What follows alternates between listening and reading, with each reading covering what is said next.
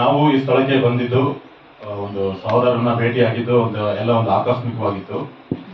ಕಳೆದ ವಾರದಲ್ಲಿ ಏನಂತಂದ್ರೆ ನಮ್ಮ ಊರಿಗೆ ಪಾಸ್ಟರು ಮತ್ತೆ ಒಂದು ಟೀಮು ನಮ್ಮ ಊರಿಗೆ ಬಂದಿದ್ರು. ನಮ್ಮ ಧರ್ಮಣ್ಣ ಅವರ ಮನೆಗೆ ಬಂದಂತ ಸಂದರ್ಭದಲ್ಲಿ ಅವ್ರ ಮನೆಗೆ ನಾವು ಪ್ರಾರ್ಥನೆಗೆ ಹೋದ್ಮೇಲೆ ಅವರು ನೈಟ್ ಅಲ್ಲೇ ಸ್ಟೇ ಮಾಡಿದ್ರು. ಮಾರ್ನಿಂಗ್ ನಮ್ಮ ಮನೆಗೆ ಬಂದ್ರು. ಮನೆಗೆ ಬಂದ ನಂತರವಾಗಿ ನಮ್ಮನೇಲಿ ಒಂದು ಸಣ್ಣ ಪ್ರಾರ್ಥನೆ ಮಾಡಿ, ಈ ತರ ಉಪವಾಸ ಪ್ರಾರ್ಥನೆ ಇದೆ 3 ದಿನ ಬನ್ನಿ ಅಂತ ಹೇಳಿ ಅವರು ನಮ್ಗೆ ಇನ್ವೈಟ್ ಮಾಡಿ ಬಂದಿದ್ರು.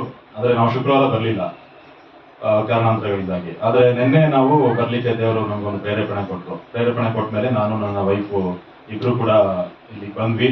ಬಂದಾಗ ನಾವು ಯಾವುದೇ ಒಂದು ಎಕ್ಸ್ಪೆಕ್ಟೇಷನ್ ಇದೆ ನಾವು ಇಲ್ಲಿ ಬಂದ್ವಿ. ಆದ್ರೆ ಬರುವಾಗ ಮಾತ್ರ ನಮ್ಮಲ್ಲಿ ಅನೇಕವಾದಂತಹ ನಮ್ಮ ಸಮಸ್ಯೆಗಳು, ಕ್ವಶನ್ಸ್ ಎಲ್ಲವೂ ಕೂಡ ಇತ್ತು. ನಾವು ಯಾವ ಒಂದು ಪರಿಸ್ಥಿತಿಯಲ್ಲಿ ಇದ್ವಿ ಅಂತಂದ್ರೆ ನಾವು ಒಂದು ಶೂನ್ಯತೆಯ ಒಂದು ಪರಿಸ್ಥಿತಿಯಲ್ಲಿ ಇದ್ವಿ. ನಾನೊಂದು ಬ್ಯಾಂಕ್ ಉದ್ಯೋಗಿ ಆಗಿದೆ, ಇವಾಗ ಆ ಜಾಬ್ ಅಲ್ಲಿ ಇಲ್ಲ, ಮತ್ತೆ ಸಂಪೂರ್ಣವಾಗಿ ಒಂದು ನಷ್ಟವನ್ನ ಪಟ್ಟಿರುವಂತ ಸಂದರ್ಭ. ಅದರಲ್ಲಿ ಯಾಕೆ ನನ್ನ ಜೀವಿತದಲ್ಲಿ ಇಂಥ ಒಂದು ಘಟನೆಗಳು ನಡೆದಿದೆ, ನಮ್ಮ ಮುಂದಿನ ಜೀವಿತ ಏನು ಎಂಬುದಾಗಿ ನನಗೆ ಅನೇಕವಾದಂತಹ ಕ್ವಶನ್ಸ್ ನನ್ನ ಲೈಫಲ್ಲಿ ಇತ್ತು. ಯಾಕೆ ಈ ಘಟನೆಗಳು ನನ್ನ ಜೀವಿತದಲ್ಲಿ ನಡೀತಾ ಇದೆ ಅನ್ನೋ ಒಂದು ಕ್ವಶನ್ಸ್ ನನ್ನ ಲೈಫಲ್ಲಿ ಇತ್ತು. ಯಾಕೆಂತಂದ್ರೆ ಒಂದು ಬ್ಯಾಂಕ್ ಅಲ್ಲಿ ಉದ್ಯೋಗದಲ್ಲಿ ಇರುವಂತದಂತಂದ್ರೆ ಅದೊಂದು ಉತ್ತಮವಾದಂತ ಒಂದು ಸ್ಥಾನ. ಆ ಸ್ಥಾನ ನಮ್ಮಿಂದ ಹೇಗೆ ಕೈ ತಪ್ಪು ಹೋಗುತ್ತೆ ಅನ್ನೋದು ನಮ್ಗೊಂದು ಕ್ವಶನ್ ಇರ್ತದೆ. ಯಾಕೆ ಈ ರೀತಿ ಆಯ್ತು, ನಾವು ಕಷ್ಟಪಟ್ಟಿನೇ ಅಲ್ಲಿಗೆ ಹೋಗಿದ್ವಲ್ಲ, ಯಾಕೆ ನಮ್ಮ ಜೀವಿತದಲ್ಲಿ ಇಂಥ ಒಂದು ಘಟನೆಗಳು ನಡೀತು ಅನ್ನೋ ಒಂದು ಕ್ವಶನ್ ಇರ್ತದೆ. ಅದಾದ್ಮೇಲೆ ನೆಕ್ಸ್ಟ್ ನಾವು ಮುಂದೆ ಏನ್ ಮಾಡ್ಬೇಕು, ನಾವೇನು ಈಗ ಒಂದು ಒಳ್ಳೆ ಜಾಬೇ ಇತ್ತು, ಒಳ್ಳೆ ಸಂಬಳ ಇತ್ತು, ಅದೆಲ್ಲವನ್ನ ನಾವು ಕಳ್ಕೊಂಡಾಗ ಮತ್ತೆ ನಾವು ದುಡಿಲಿಕ್ಕೆ ಹೋಗ್ಬೇಕಾ, ಮತ್ತೆ ನಾವು ಜಾಬ್ ಮಾಡ್ಲಿಕ್ಕೆ ಹೋಗ್ಬೇಕಾ, ಯಾವ ತರ ಏನು ಅಂತ ನಾನು ತುಂಬಾ ಗೊಂದಲಗಳಲ್ಲಿದ್ದೆ. ಆ ಗೊಂದಲಗಳ ನಡುವೆ ನಾವು ಇಲ್ಲಿಗೆ ಬಂದ್ವಿ. ಒಟ್ಟಿಗೆ ನಾವು ಪ್ರಾರ್ಥನೆಗೆ ಒಂದು ಉಪವಾಸ ಪ್ರಾರ್ಥನೆ ಅಂತಂದ್ರೆ ಅಲ್ಲಿಗೆ ಹೋದ್ರೆ ಏನೋ ಒಂದು ಆಶೀರ್ವಾದ ಇರ್ತದೆ ಅಂತ ನಾವು ಬಂದ್ವಿ. ಆದ್ರೆ ನಿನ್ನೆ ಇಲ್ಲಿಗೆ ಬಂದಂತ ಸಂದರ್ಭದಲ್ಲಿ ಆ ಮುಂಜಾನೆಯ ಒಂದು ಸೆಷನ್ ಅಲ್ಲಿ ಆ ವಾಕ್ಯಗಳನ್ನ ನಾವು ಕೇಳುವಾಗ, ಆ ಆರಾಧನೆಯನ್ನ ಕೇಳುವಾಗ ನಮ್ಮ ಪ್ರತಿಯೊಂದು ಮಾತುಗಳು, ಸೇವಕರು ಮಾತಾಡ್ತಿದ್ದಂತ ಪ್ರತಿಯೊಂದು ಮಾತುಗಳು ನಮ್ಮನ್ನೇ ಕುರಿತು ಮಾತನಾಡಿದಂತ ಆಗಿತ್ತು. ನಾನು ಏನು ಕ್ವಶನ್ಸ್ ನ ಕೇಳ್ಕೊಂಡು ಬಂದಿದ್ದೆ, ನನ್ನ ಎಷ್ಟೋ ದಿನಗಳಿಂದ ನನ್ನ ಮನಸ್ಸಲ್ಲಿ ಒಂದು ಕ್ವಶನ್ಸ್ ಇತ್ತು. ಯಾಕೆ ಮುಂದೆ ಏನು ಎಂಬುದಾಗಿ ಅನೇಕವಾದಂತ ಕ್ವಶನ್ಸ್ ಇತ್ತು.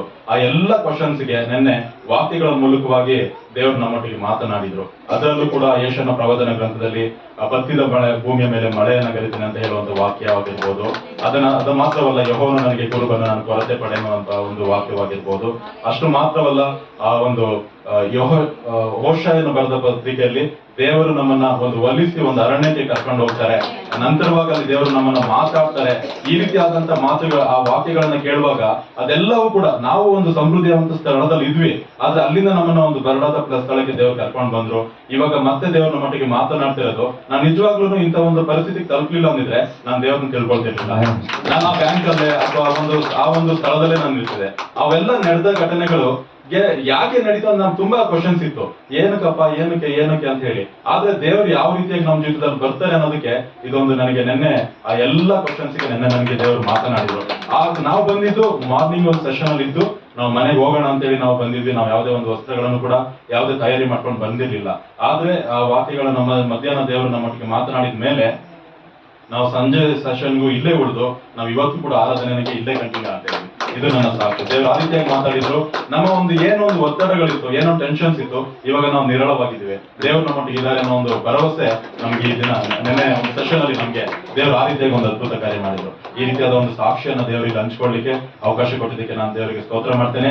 ಅದೇ ರೀತಿಯಾಗಿ ದೇವರ ಆತ್ಮನ ಈ ಸ್ಥಳಕ್ಕೆ ನಮ್ಮನ್ನು ಕರ್ಕೊಂಡು ಬಂದಿದ್ದಕ್ಕೂ ಕೂಡ ಆ ರೀತಿಯಾಗಿ ಒಂದು ಅದ್ಭುತವಾದ ಅನುಭವವನ್ನು ದೇವರು ಕೊಟ್ಟಿದ್ದಕ್ಕೆ ಕೂಡ ನಾನು ನಿಜವಾಗ್ಲೂ ದೇವರಿಗೆ ಸ್ತೋತ್ರವನ್ನ ಮಾಡ್ತೇನೆ. ಹಾಗೆ ನಮ್ಮ ಜೀವಿತಕ್ಕೋಸ್ಕರವಾಗಿ ದಯವಿಟ್ಟು ನೀವೆಲ್ಲರೂ ಪ್ರಾರ್ಥನೆ ಮಾಡಿ ಅಂತ ಕೇಳ್ಕೊಳ್ತಾ ನಾನು ಈ ಸಾಕ್ಷ್ಯ ಮುಗಿಸ್ತೇನೆ.